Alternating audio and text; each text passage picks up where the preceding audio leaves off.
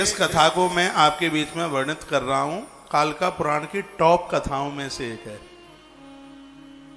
हाँ, और इसके प्रभाव में लिखा है कि कालका पुराण में यदि इस कथा को सुन लिया जाए और बीच में कोई कथा छूट भी जाती है तो भी संपूर्ण कालका पुराण की कथा सुनने का सौभाग्य प्राप्त होता है। इसलिए इस चरित्र को जरूर सुन लीजिएगा। नमुच महात्मा ने सिर के ऊपर दोनों हाथ रखे और कहा, पुत्र परिचय बताइए, कौन हो तुम? तो जवाब दिया कि मेरे पिताजी का नाम पुख्य है, मैं उनका पुत्र हूं, मेरा नाम चंद्रशेखर है। 2 वर्ष हो गए हैं पिताजी को घर से आए। तो हे गुरुदेव, मैं देखने को निकल पड़ा कि पिताजी को माताजी को कहीं कोई कष्ट तो नहीं है। महात्मा नमुच ने कहा, जिस घर में पुत्र तुम जैसे पुत्रों का जन्म होता है, विधाता ब्रह्मा भी प्रसन्न होता है कि मैंने धरती पर किसी अच्छी कृति का सृजन किया है, निर्माण किया है, वो भी खुश होते हैं। बेटा, तुम्हारे माता पिता अति प्रसन्न हैं, नदी के किनारे तपश्चर्या में लगे हैं। स्वयं देवता उनसे मिलने को आते हैं, स्वयं मां लक्ष्मी उन्हें भोजन परोसने को आती है। तुम्हारे माता पिता इतने बड़भागे, इतने भाग्यशाली हैं, जो माता पिता तुम जैसी संतान को जन्म दे दें उनकी मृत्यु कभी बिगड़ नहीं सकती। ओहो, कमाल की बात कही है। अब आप विचार करें कि इस कार्य में, अच्छे बच्चों को जन्म देने में, यह संस्कारों का निर्वहन करने का सौभाग्य आपको प्राप्त हुआ है कि नहीं हुआ? महात्मा नमुच ने जो बात कही है, जिस माता पिता ने अच्छी औलाद को जन्म दिया है उस माता पिता की कभी मौत बिगड़ती नहीं है। इसलिए पुत्र माता पिता की तरफ से तो आप बेचिंतित रहें, कोई चिंता ना करें उनके बारे में। पुत्र कुछ मांग लो। आंखें भर आई चंद्रशेखर की, कहा, गुरुवर आपका दर्शन हो गया है, कुछ नहीं चाहता। महात्मा नमुच ने कहा कि बेटा, धरती की सबसे बड़ी संपत्ति है, सबसे बड़ा खजाना है कि घर में कोई लायक स्त्री हो। वो स्त्री घर को स्वर्ग बना देती है। ये महात्मा नमुच के शब्द थे। तुमने तो कुछ नहीं मांगा, लेकिन हम तुमको अपनी तरफ से वरदान देते हैं कि तुम 17 वर्षाणाम प्राप्ते संवत्सरे परे भवे ससीन पश्रेष्ठ वरा रामापति स्वयं। तुम 17 वर्ष के हो गए हो। महात्मा नमुच ने कहा कि तुम्हारी उम्र 17 वर्ष है।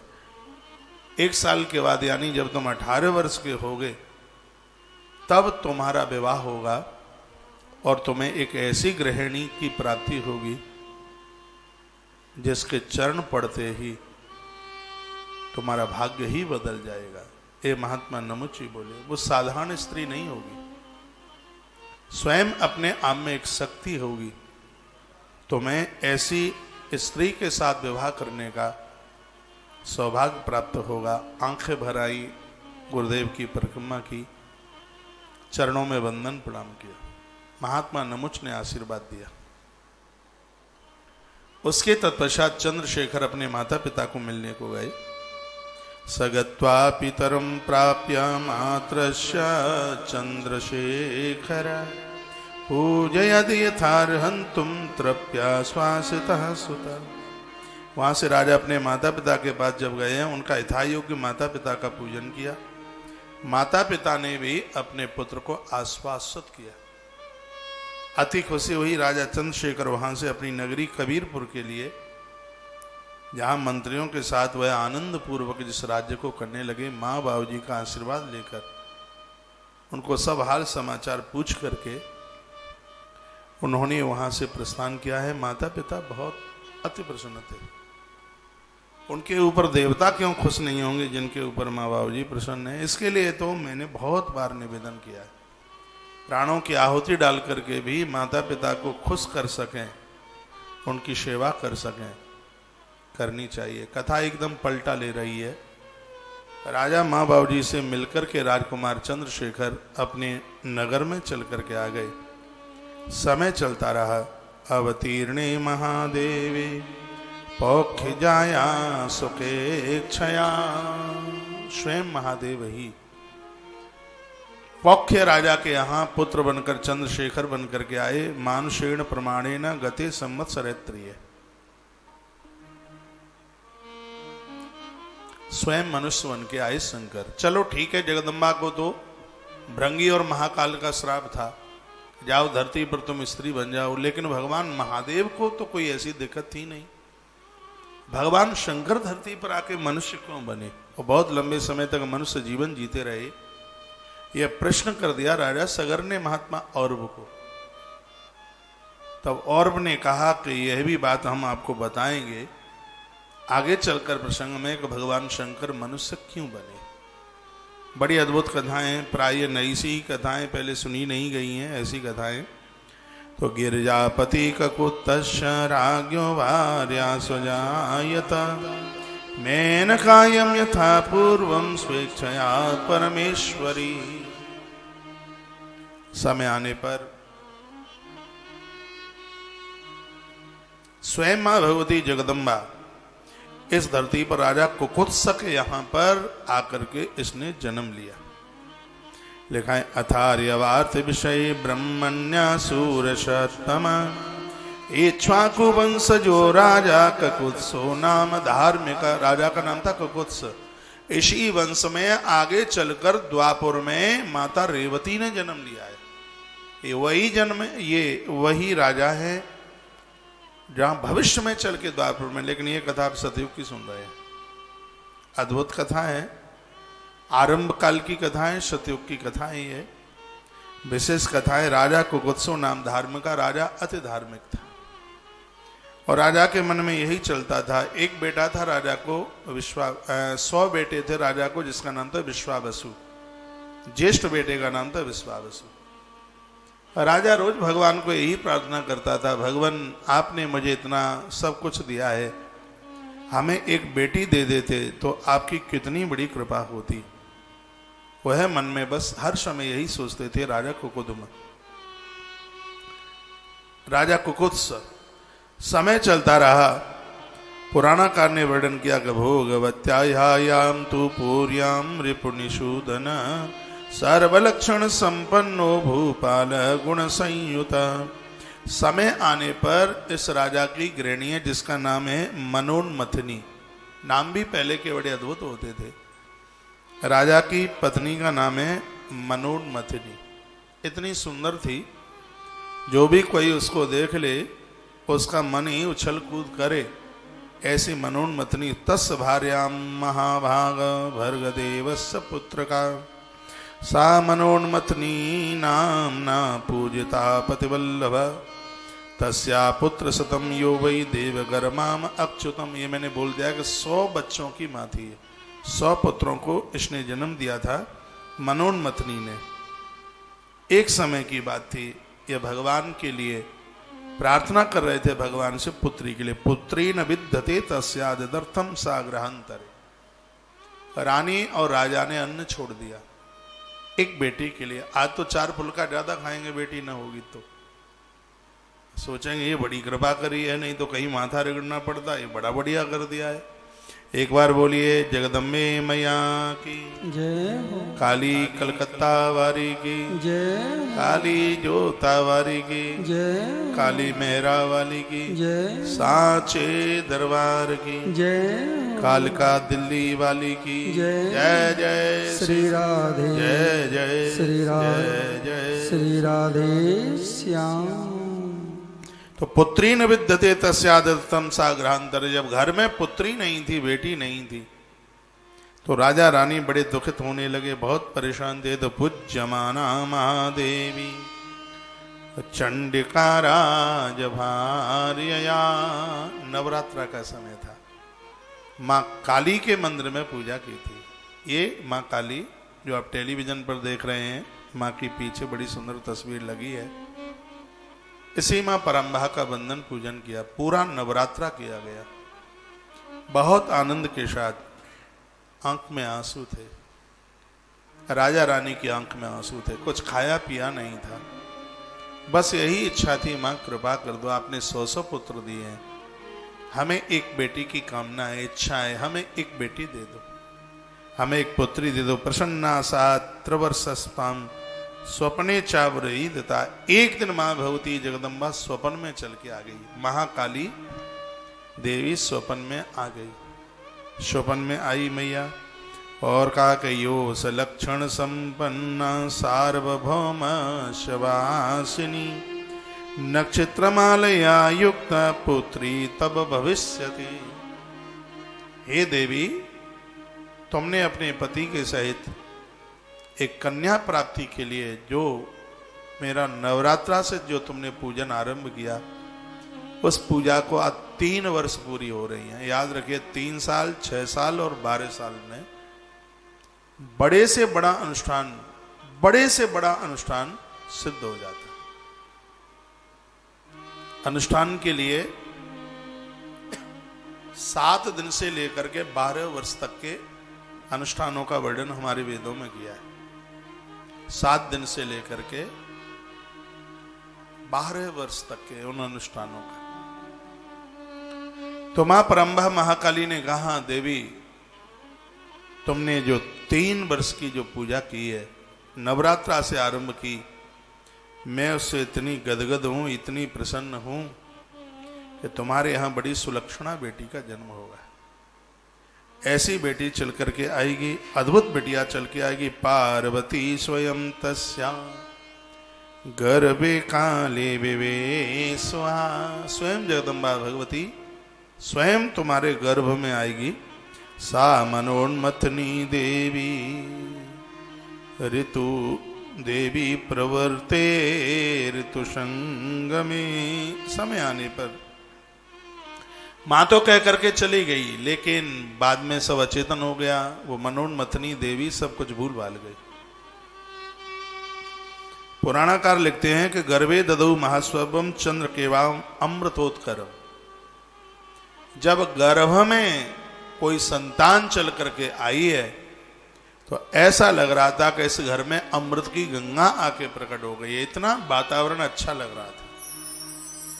और जब घर में नारी के गर्भ में कोई संतान आवे, आप जमीन खरीद रहे हैं, मकान बन रहा है, पूजा पाठ बढ़ रहा है, तीर्थ यात्रा हो रही है, तो समझ लीजिए कोई शुभ संतान उस गर्भ में आके बैठी है।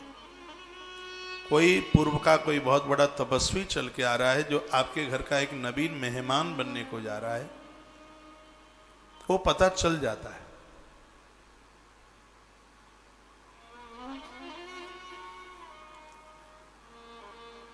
थोड़ा हमारा ध्यान उधर ब्रज सुंदरी पर चला गया था। आज इसको नहला के आए हैं गौशाला, खूब नहलाया है पानी, बहुत आनंद में। ऐसे रह रही है कि बाबा सुबह जा घर में और पांव पसारे बागर में, पूरा गौशाला में चक्कर, इसका पाम नहीं रहता, एक जगह टिकता नहीं है, इतनी सीधरी है। इसके जो जानकार लोग हैं, जो अश्व के बारे में जानते हैं, अभी परसों की ही बात है, मैं उधर ही था गौशाला, मेरी तो आंखें भर आई खुशी के मारे। वो मुझे क्या कहते हैं कि महाराज जी, हम लोग घोड़ों के बारे में, इस जाति के बारे में इतना जानते हैं। वो कहते हैं कि हमें अपने जीवन के 35-35 साल हो गए इस लाइन में खरीदना और बेचना, ये सब कुछ करते हुए, लेकिन बिना दोष वाली ऐसी घोड़ी हमने पहली बार देखी है। मन खुश हो गया। बोले कि हम बूढ़े हो गए हैं इस लाइन में काम करते करते, लेकिन जिसके अंदर किसी भी प्रकार का कोई दोष नहीं है, इस तरीके की घोड़ी, हमने कहा ये ब्रज सुंदरी है ये, और ये मेरी भगनी है, मेरा रिश्ता है इससे। हाँ, बहुत मैं कभी चूक जाता हूं, इससे मिलने को नहीं जाना होता तो हम बताते हैं। एक कबड्डी खेलती है गौशाला में, फिर जब हम उधर पहुंचे, कितनी भी दूर हो, दौड़ करके आती है, भाग करके आती है। हित अनहित पशु पक्षी जाना, स्नेह करो तो ये देखो कैसे खड़ी है, बिल्कुल आ रहा।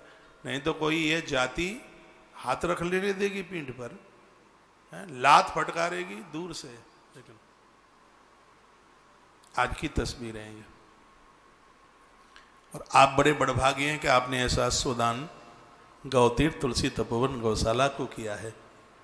जब जब इसकी ये सेवा होती रहेगी, आशीर्वाद आप लोगों को देती रहेगी। यह है ब्रज सुंदरी। अब हमने इसका नाम था ब्रज सुंदरी रखा, और गौशाला में कहते हैं महाराज जी इसने सबको मोहित कर लिया है, इसका नाम ब्रज मोहिनी रख दो। वो कहते हैं, बोले कि वहां का छोटा छोटा बच्चा जो आएगा वो सब उसके ऊपर हाथी घुमाता हुआ आएगा। इतनी लड़ैती हो गई है सब। एक बार जयकारा लगा दो कि जयकारा कलकत्ता तक पहुंच जाए मां काली के दरबार में। बोले काली कलकत्ते वारी की जय हो। जय जय श्री राम जय जय श्री राम जय जय श्री राधे श्याम। पार्वती अपि स्वयं तस्या गर्भे काले विवेशः। स्वयं पराम्बा भगवती उस गर्भ में चल करके आ गई है, और समय आने पर इस माता ने मनोन्मथनी ने एक बड़ी सुंदर सी कन्या को जन्म दिया, और उसी कन्या का नाम रखा गया है तारावती। बहुत ध्यान से सुनिएगा, ये वही तारावती है जागरण में जिसकी कथा सुनी जाती है। हमें तो अब पता लगा जब कालिका पुराण पढ़ा है तब। स्वयं मां पराम्बा भगवती ही धरती पर तारावती। अभी तक तो हम हरिश्चंद्र की पत्नी को समझते रहे, सागर में से निकली है तारा उसको समझते रहे, लेकिन कालिका पुराण में तो इसे वरदान मिल गया। मां भगवती जगदम्बा का जो जागरण में आपने देखा है तारावती की जो कथा सुनी पड़ी जाती है, ये वही तारावती है। स्वयं मां पराम्बा राजा कुकुत्स की बिटिया बन करके आ गई है। वो श्राप था ना भृंगी का, महाकाल का, धरती पर तुम्हें मनुष्य बनना पड़ेगा। तो वही भगवती जगदम्बा यहाँ तारावती बन करके चल करके आई है।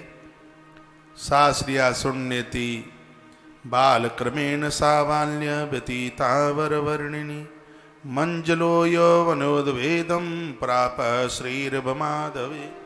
इस श्लोक में लिखा है कि बेटियों को बड़ा होने में बिल्कुल देर नहीं लगती है।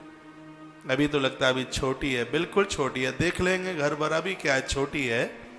लेकिन छोटी में से वो कितनी जल्दी सयानी हो जाती है पता भी नहीं लगता। तारावती देखते देखते तो छोटी थी, लेकिन कब सयानी हो गई पता भी नहीं लगा। सहजे नाथ हारेण भूषिता तो ककुत्स्तजा बब्रदे मंदिरे तस्या वर्षास्तव सुरापगा। देवता लोग इस बालिका का स्वयं दर्शन करने को आते थे। सबकी मन चाहती हो गई, सब लोग तारावती को बड़ा स्नेह प्रेम करने लगे। इस राजा के घर में पहले से एक बेटी और थी जिसका नाम था चित्रांगदा। वर्णन है, राजा की जितनी भी दासियां थी चित्रांगदा को उसका मालिक बनाया गया था। एक दिन राजा कहीं वन में आखेट को गए थे, सुन लीजिए, वहां एक उर्वशी नाम की अप्सरा चल करके आई। राजा कुकुत्स और उर्वशी के माध्यम से एक बेटी का जन्म हो गया। जैसे शकुंतला का जन्म हुआ था उसी प्रकार से कन्या का जन्म हो गया। राजा जब जाने लगे तो उर्वशी रो पड़ी। उर्वशी ने कहा राजन ऐसा ना कीजिए, संतान आपकी है और मुझे तो इंद्र के भवन में जाना है। राजन इस कन्या को अपने यहां लेके चले जाइए। तब राजा कुकुत्स उस बेटी को घर लेकर के आए हैं, और उनकी पत्नी मनोन्मथनी जो थी उसने मुंह बोली इस बेटी का लालन पालन किया और उसका नाम चित्रांगदा रखा गया। इसको दासियों का अनुचरी बना दिया। जितनी भी दासियां थीं उस राजमहल में सबकी देखभाल करना इस चित्रांगदा का काम था। मैं कथा कालिका पुराण की भले ही पहली बार कर रहा हूं, लेकिन यदि ठीक से सुन लिया जाएगा तो आनंद बहुत आएगा कथा में। हाँ, मैं फिर बोलूं, ये कथा मैं पहली ही बार कह रहा हूं, कालिका पुराण की कथा, लेकिन इसको सुनने में सुनाने में इंटरेस्ट बहुत आ रहा है, बहुत आनंद का अनुभव हो रहा है। तो चित्रांगदा तो उधर से बड़ी हो गई और इधर से अब यह तारावती बड़ी होती हुई जा रही है। तस्यास्त यौवनोद्येदम दृष्ट्वा राजा सुतईसा। राजा ने अपनी सयानी बेटी को देखा तो ये चिंता हो गई राजा को कि बेटी बड़ी हो रही है, अब तो बेटी का स्वयंवर कर देना चाहिए, बेटी का विवाह कर देना चाहिए। ये कालका पुराण के माध्यम से संसार के माता पिता के लिए संबोधन है। बच्चे बड़े हो जाएं, वो अपने मुंह से थोड़े ही बोलेंगे कि हमारा विवाह कर दो। ये तो पूर्व से आपको ही देखना है। कोई काम समय से हो तो ही ज्यादा ठीक है। आज बच्चे 40-40 साल के हो जाते हैं। ये बहुत बड़ी इस समय वर्तमान समय में इतनी बड़ी दिक्कत है कि वर वधू नहीं मिल पा रहे हैं। बच्चे इतने सयाने हो गए, बड़े बड़े बच्चे हो गए हैं, बेटियां भी और बेटे भी। मिल नहीं पा रहा है, घर भर नहीं मिल रहा, बेटे के लिए वधू नहीं मिल रही है। बच्चे इतने पड़ जाते हैं, इतने योग्य हो जाते हैं, फिर उनके उस मुताबिक उस हिसाब से नहीं मिल पाता है घर भर। नहीं तो हमारे वेदों के अनुसार लास्ट 25 साल, लास्ट है 25, तो पहले समय में तो बहुत जल्दी विवाह होते थे। आज के टाइम में भी तो देखा जाए तो लास्ट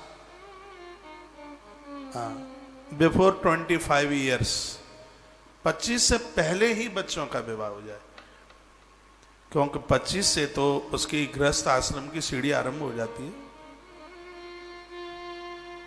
तो पिताजी को तो बड़ी चिंता हो गई।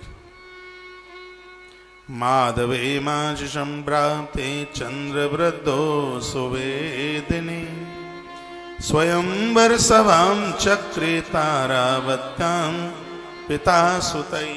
माधव मास जानते हैं? माधव मास नहीं जानते? माधव मास कहते हैं बैसाख मास को। इस ग्रंथ में लिखा है कि बैसाख के महीने का विवाह बच्चों के विवाह के लिए बड़ा शुभ माना गया। इस ग्रंथ में लिखा है कालिका पुराण में। पहले पता नहीं था, पहले पता होता तो हम जरूर बोल देते आपको। पहले पता ही नहीं था तो बोलते कहां से। बैसाख का जो महीना है, और देखो लिखने लायक बात है, पर मुझे पता है आप नहीं लिखेंगे। हाँ, नहीं लिखेंगे, बाद में पूछेंगे जरूर टेलीफोन करके। लिखा है माधवे मास संप्राप्ते चंद्रवृद्धो सुवेदिनी स्वयंवर सभाम चक्रे तारावत्या पिता सुतई। माधवे मासे, माधव मास यानी वैशाख मास विवाह के लिए बड़ा शुभ बताया गया। तो तारावती के भाइयों ने अपने पिता से यह कहा कि बहन के लिए कोई स्वयंवर की तैयारी की जाए। बहुत बड़ा स्वयंवर रखा गया।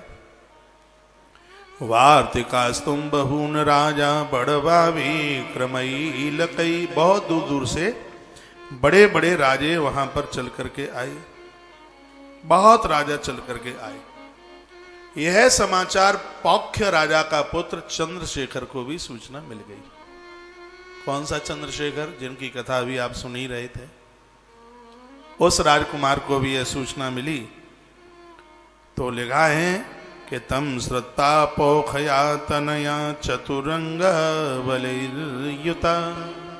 चतुरंगड़ी सेना से जाता हुआ, अश्व पर आरूढ़ होता हुआ राजकुमार यह भी स्वयंवर सभा मध्य था, योग्यम उपस्थित था। जैसे उसने प्रवेश किया उस सभा मंडप में, ऐसा लग रहा था कि वहां पर चंद्रमा प्रकट हो गए हैं, क्योंकि देवताओं में चंद्रमा बहुत सुंदर है। इसलिए तो दक्ष ने अपनी 27 कन्या एक ही वर के लिए ब्याह दी। चंद्रमा बहुत सुंदर थे। तो ऐसा लग रहा था कि साक्षात चंद्रमा ही प्रकट हो गए हों। जितने राजा थे सब अपने सौंदर्यता से कांतिहीन हो गए जब राजा चंद्रशेखर का वहां आना हुआ। राजाओं के लिए स्थान बने हुए थे बैठने के लिए, और एक ही दिव्य स्थान पर राजकुमार चंद्रशेखर भी आके वहां विराजित हो गए। स्वयंवर का समय आ रहा था, तब तारावती ने अपनी एक वृद्ध, व्यवस्था को देखने वाली एक वृद्धा स्त्री थी। और मैंने बहुत बार निवेदन किया है कि आजकल के बच्चे भटकेंगे नहीं यदि वृद्धों से ज्ञान लेते रहेंगे तो। उसने अपनी सहेलियों से ये बात नहीं कही, तारावती ने एक वृद्धा से बात कही जो बिल्कुल बूढ़ी थी, जर्जर थी। उस वृद्धा से कहा, मां एक बार आप इस सभा मंडप में जाइए, तुम्हारा अनुभव है, क्योंकि ये इच्छा स्वयंवर है। इसमें यह कहा गया है कि राजकुमारी के लिए छूट है, उसको जो वर पसंद आवे उसके गले में माला डाल दे। लेकिन हे माता, आपने दुनिया बहुत पूर्व से देखी है, मैं तो आपके सामने बच्ची हूं, किशोरी हूं, मैंने दुनिया क्या देखी है और मैं क्या जानती हूं। मुझे जिस पुरुष के साथ जीवन पर्यंत रहना है, मैं उसके लिए क्या समझूंगी। और आज की दिक्कत परेशानी यही है कि जो काम माता पिता का था वो काम आज बच्चों ने अपने हाथ में ले लिया है, इसलिए वो बहुत परेशानी है। कालिका पुराण के शब्द आप सुने। तारावती ने कहा कि मैं तो बच्ची हूं, किशोरी हूं, वर के बारे में मुझे क्या जानकारी है, तुम्हारा अनुभव है, तुम वृद्ध हो, ये तुम सब जानती हो, मेरे लिए कौन सा वर अनुकूल होगा, कौन सा प्रतिकूल होगा। मां, मेरे वर का चुनाव आप करें। पिता ने ये मेरी प्रश्नता के लिए ठीक है स्वयंवर रख दिया है, जो तुम्हें अच्छा लगे उसके गले में माला डाल दो, लेकिन उसकी जानकारी भी तो होनी चाहिए। तो मैं तो इसमें कुछ जानती नहीं हूं। मां, मेरे वर का चुनाव आप करेंगे। बहा तारावती कमाल कर दिया। और आज के बच्चे इस बात को सुन लें तो कितना बड़ा आनंद आ जाएगा। आज के बच्चे सब कुछ करें, लेकिन वर वधू का चुनाव स्वयं नहीं, और वधू वर का चुनाव स्वयं नहीं। आप जीवन में बहुत कुछ काम करोगे, एक काम अपने माता पिता के ऊपर छोड़ दीजिए, बड़ों के ऊपर छोड़ दीजिए, गुरुजनों के ऊपर छोड़ दीजिए, जो तुमसे बड़े हैं, ज्येष्ठ हैं, श्रेष्ठ हैं, ये काम उनके ऊपर छोड़ दीजिए। ईश्वर ने तुम्हारी तकदीर में ठीक लिखा है, उसको कोई बुरा कर ही नहीं पाएगा। ये काम उनके ऊपर छोड़ दे, ये कार्य उनका है। मेरे सामने ये माताएं बहनें बैठी हैं, आपके संबंध आपके मन मुताबिक नहीं हुए होंगे, आपके संबंध आपके दादाजी ने किए होंगे, पिताजी ने किए होंगे, ताऊ जी ने किए होंगे, चाचा जी ने किए होंगे। ऐसा तो नहीं हुआ होगा कि वर खोजने के लिए और आप चल पड़े हों, या पुरुष लोग वधू खोजने के लिए स्वयं चल पड़े हों। मेरी तो मां तो नहीं खोजने को गई थी मेरे पिता को, ना मेरा पिता गया मेरी मां को खोजने के लिए।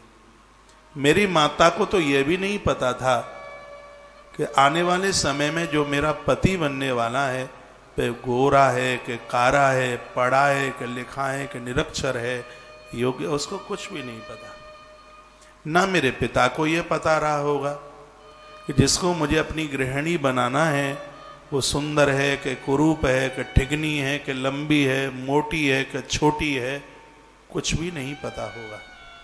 लेकिन उस समय की संस्कृति थी, जिस मेरे पिता ने मेरी मां को नहीं देखा, मेरी मां ने जिस पिता को नहीं देखा, आंख बंद करके ये संबंध हुआ था। भैया ऐसी कोख से हम लोग चल करके आए हैं भैया, जहां पूरी सृष्टि को वंदन करते हैं, प्रणाम करते हैं। आज बच्चों ने दुनिया भर के काम संभाल रखे हैं, तो कुछ काम माँ बाबूजी के ऊपर डाल दें। ये कथाएं सिर्फ कहानी किस्से ही नहीं है, ये एक जिंदगी है, ये एक जीवन है। इसलिए तो ये कथाएं सुनाई जा रही हैं। अष्टादश पुराणों में जो भरा पड़ा है अद्भुत है। 18 पुराण हैं, उप पुराण है, औप पुराण है। हमारी संस्कृति बड़ी मजबूत है, बस इसके ऊपर ध्यान दे लें और ये सोच लें कि माता पिता जो करेंगे वो अच्छा ही करेंगे, क्योंकि ये भगवान नहीं है, ये भगवान से ज्यादा है। ये मेरी ही बात है, उसको मैं रिपीट कर रहा हूं। माता पिता भगवान नहीं है, ये भगवान से ज्यादा है।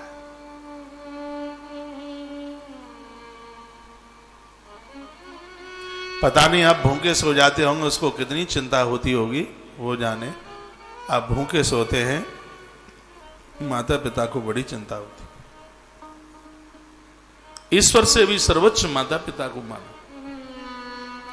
क्या सुंदर यहां बात लिखी है। राजकुमारी तारावती की आंखें भर आईं और उस वृद्धा को कहने लगी कि हे मेरी माँ, वृद्धाम धात्री निजाम सम्यक संपूर्ण ज्ञान शालिनी। माँ, आप वृद्ध हैं, संपूर्ण ज्ञान है आपके पास, मेरे लिए कौन सा वर उचित है और कौन सा अनुचित है, संपूर्ण ज्ञान है आपके पास। तो मां, मैं आपसे प्रार्थना करती हूं, मेरे वर का आप चुनाव करेंगे। तारावती ने उस वृद्धा को कहा। वृद्धा इतना सम्मान पाकर फुपक फुपक करके रो पड़ी। वो इस परिवार की कोई नौकरानी थी, लंबे समय से यहां काम करती थी। और पहले का समय यह था, नौकर लोगों को, काम करने वाले लोगों को भी इतने सुंदर संबोधन के साथ उन्हें भी चाची, चाचा, काका, काकी ये शब्द बोल के आज तो खास मामा से मामा कहने में दिक्कत है, आज तो सगे चाचा से चाचा कहने में दिक्कत है। आज की तो बात छोड़ो को क्या से क्या हुआ है। पहले की संस्कृति देखिए, भागवत की कथा, भगवान श्री कृष्ण जब मथुरा में गए, जो मिले उसको मामा ही कहे। हाँ, क्योंकि मथुरा मामा की नगरी, मामा के गांव में तो थोड़ा उम्र का ढला हुआ है तो सिगरे नाना, जवान उम्र का है तो सिगरे मामा, जितनी देवियां वो सब मामी। पहले की जो संस्कृति का जो आनंद, मामा शब्द इतना प्यारा है, माता के नाम में तो एक ही माँ है और इस नाम में तो डबल माँ है, मामा। तो जितने भी दुनिया के मामा हैं, भांजे पर इतना लाड करो, इतना लाड करो कि उसकी माँ से भी ज्यादा लाड मामा का हो, क्यों डबल माँ है ना उसमें, मामा। वृद्धा खुश हो गई, गदगद हो गई, प्रसन्नता के मारे नाचने लगी और वह चल पड़ी। स्वयंवर सभां द्रष्टुम प्राहिणोत सदम प्रति। आप इस कथा में बोर तो नहीं हो रहे? मुझे बता दीजिए, आरती करा दूंगा फिर, क्योंकि मैं नहीं चाहता कि आप बोर हो। जब तक मन करे आप खुश हैं, प्रसन्न हैं, तो मैं सुनाता रहूंगा, और मुझे लगेगा कि आप बोर हो रहे हैं तो फिर ओम जय अम्बे गौरी। और क्या समझ में आ रहा है? आ रहा है, धन्यवाद।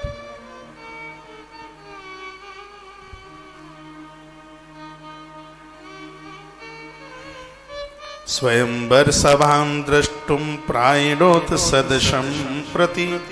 उवाच च तदा धात्रीं राजपुत्री समंगलां। स्वयंवर सभां गत्वा चारुरूपं सुलक्षणा। जैसे उस वृद्धा ने स्वयंवर में अपना पाम रखा तो उसमें उसको एक विशेष 4 लोग दिखाई दिए। पूरा स्वयंवर बुढ़िया घूम के आ गई। इन वृद्धों में बड़ी होशियारी है। कहाँ बैठे हो, कहाँ किससे बात कर रहे हो, इनकी निगाहें पूरी है। हाँ, चश्मा जरूर लग गया है लेकिन देख सब कुछ लेते हैं तुम्हें, इनकी निगाह से नहीं बच पाओगे। चश्मा इसीलिए लगा है कि सब कुछ देख लें। सब जानती हैं, सब देख लेती हैं, वो सब पता। तो उसने तो देख लिया, 4 बैठे थे वहां। बंदरों की सेवा अनवरत चल रही है। ये जितनी भी सेवाएं सब चालू हैं। हाँ, ये नहीं है कि अधिक मास गया तो सेवा गई, सावन गया तो सेवा गई, भादों गया तो सेवा गई। बस आशीर्वाद देते रहिए, भगवान को प्रणाम करके कह दीजिए ये सेवाएं ऊपर अंबर और नीचे धरती रहे तब तक चलती रहे, चलती रहे, सेवा बंद ना हो। आनंद आ जाता है, तस्वीरें देख के खुशी हो जाती है, खुशी होती है, प्रसन्नता होती है, सब देख करके। इनका भी अपना एक भाग है।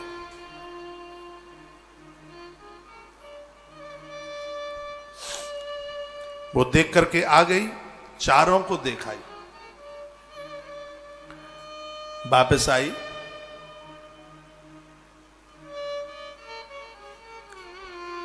और तारावती से मिली। तारावती ने देखा, कहा कि तुम मातर मम कल्याणम सौभाग्यामपि वाक्षसी। यथा सौभागद स्वामी मम स्यात् तुम तथा कुरु। हे मेरी माँ, मैंने तुम्हारी कोख से जन्म नहीं लिया, तुम मेरे लिए माँ की ही तरह हैं। आप अभी गई थी तो क्या हुआ? बुढ़िया ने कहा मैं इतनी प्रसन्न हूं बेटी, पहले चल कालिका मंदिर चलते हैं।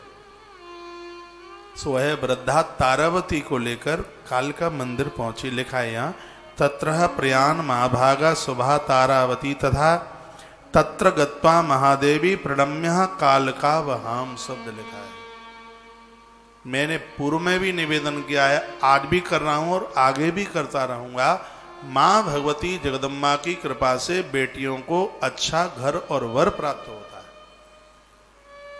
माता तारावती, राजकुमारी तारावती मां परंभा काली की परम भक्तानी थी। राजा के यहां बाहर उद्यान में बगीचे में एक मंदिर बना हुआ था।